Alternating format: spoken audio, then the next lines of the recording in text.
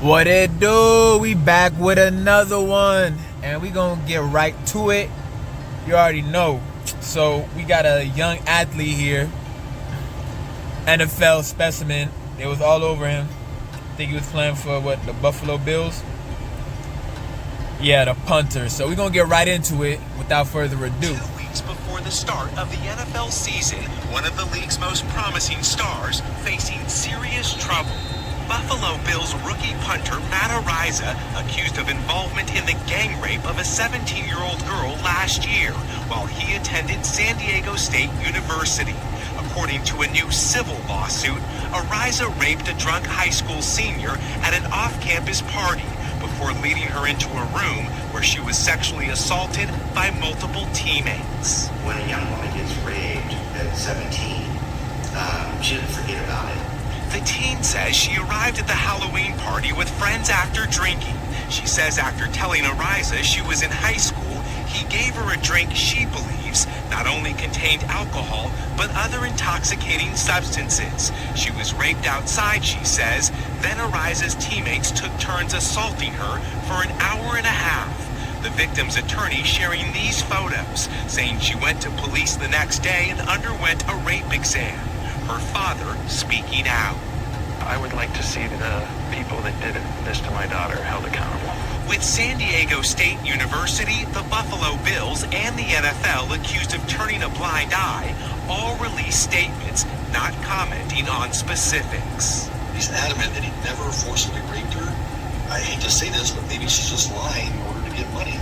Today's headlines come as the NFL tries to put a high-profile sexual assault scandal involving another player behind it. But this new civil case could be followed by a criminal case that's now under review. Lester? Thanks for watching. All right, so you heard that, man. That one guy at the end who's like, I hate to say it, but I think she's lying. But hey, though, we're going to get right into it. We're going to break it down. So, and that picture was for them. It was 4 young women, and they all decided to go up. There could have been more women there, but in that picture, those are her 3 friends. So they decided to go to this party. It's a bunch of NFL players there. Now, what's crazy is they didn't really get too into his age at the time.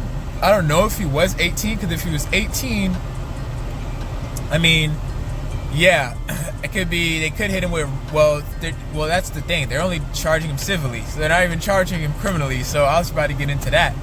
So, first of all, they're being charged civilly. So that's exactly why that gentleman was like, maybe they're just doing it for money. Because if it was, about the justice, and that's the thing. I'm going all over the place right now. But, like, with a lot of these cases, it's like, I don't understand why the women, they wait. I understand the waiting part, unfortunately. I mean, yeah, it's just a lot. It's traumatizing. So, sometimes, women just can't, come forward at the beginning. Even though y'all should, because y'all understand by this point with all the cases out there that y'all just lose credibility. So I know it's a tough thing to do, but the sooner the better. Now, with the fact that they're going civilly, it's like, I just don't understand, like, when women are in these situations, like, why do y'all go civil? Like, go criminally first, you get me? And, you could sue him after, you get me? Because you'll have I would think you'd have a better case, after the fact. I mean, because once you charge him criminally, you get me, you could sue him, in civil court, for damages, for, the trauma, all of that. Versus you come after him civilly first for money, and then you go after for the criminal charges.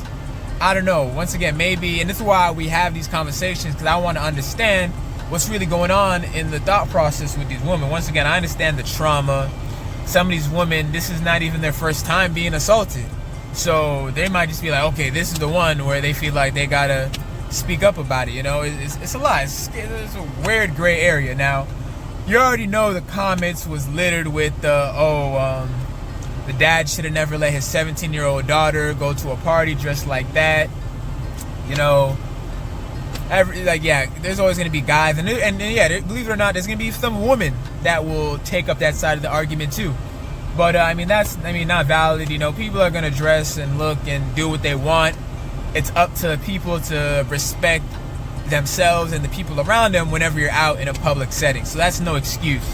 Now, what I will say is, when you could go somewhere dressed however you like, but you don't gotta take drinks from somebody unless you want to take the drink. Now, yeah, you can think it was peer pressure, this, that, and the third, but at that point, that's you. Because no one forced you to take the drink. Yeah, he might have gave it to you and offered it to you, but you could have said no. And if Buddy was tripping after that, you know, you could have left. You know what I mean? But you took the drink, and yeah, now she's saying that it could have been laced, possibly, with other things, you know, which very well could be true. Now, the reason why I want to talk about this story once again is just because I kind of wanted to just, like, understand, like, why do women a lot of time wait in these scenarios? Now, we obviously know trauma, you know, the fear of, you know, coming out against their abuser. But, yeah, the loss of credibility, I mean, is it worth it? I mean, you got some men, you know, for men, they don't want to come out when they get raped by another guy because, you know, for most heterosexual men, that's like losing your manhood, and you gotta express that to the world, like, yeah, this guy just took my manhood. You know, that's why it's like really traumatizing for men to have to come out with something like that. Most men like won't even, yeah, a lot of times it happened in prison too. So like, yeah, they're not even trying to talk about that. With women, a lot of the times it happens out here in the free world, you know, free wild west, really. And it's like, this guy just got accepted into the NFL. He's about to start his career, and now she's coming out with these civil charges once again, not criminally, civil.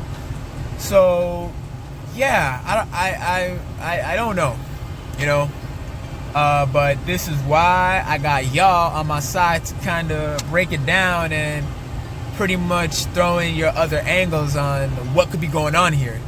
You get me? Obviously, somebody's in the wrong, whether the girl's lying or the guy actually, you know, raped her, and his other teammates are involved too. So I mean, they're only bringing up him because I guess maybe they didn't make it to the league. I don't know, but he's like the ringleader apparently. They're pinning it all on him. So we'll see what happens with this civil court. I mean, more than likely, because yeah, she did do a rape kit. I don't know if they said it got any results, like any DNA. But, yeah, that will pretty much, if they do find DNA, well, if they did find DNA, then that could also be why they're pinpointing him. Because, I mean, it's not no secret that they didn't have sex. It's just a matter of if it was consensual or not. So, yeah, we'll see. Now, to all my guys out there, it's like, yeah, you got to be careful with these women. Like, these days, if you gon', you know, be out and you in college and, you know, it's a little flex situation, especially when you're an athlete. I mean, y'all out here bagging these girls like left and right. It's like, sometimes it's like you shouldn't even be the one, because you already seen all these stories. You feel what I mean? So I mean, you gotta know, you know, be on your P's and Q's that maybe you shouldn't be offering her to drink. You know, if you and Shorty, you know, if you're trying to, you know, get at Shorty, then go get at Shorty. You feel me? Just keep the drugs and the alcohol out of it. In terms of you offering her, if she already on that, she already came through with a cup, or she already, you know, she already lit, you know, and y'all already, you know, building up rapport, then that's different. But these days, especially when you got more to lose, you don't even want to be offering her a damn hug. Damn, you can't even offer Shorty a hug, or you better give her a handshake. You know, keep it cordial around here, because damn, once they see that bag on you, boy, it's a wrap. It's a wrap, like what you should have wore too if you didn't. So it's like, yeah, that's my take on it. You know, what do y'all think? You know, like I said, we like to keep these things short and sweet. So get at me in the comments, like, share, subscribe, all of that, and you're gonna see me in the next one. Yeah, keep on getting that paper.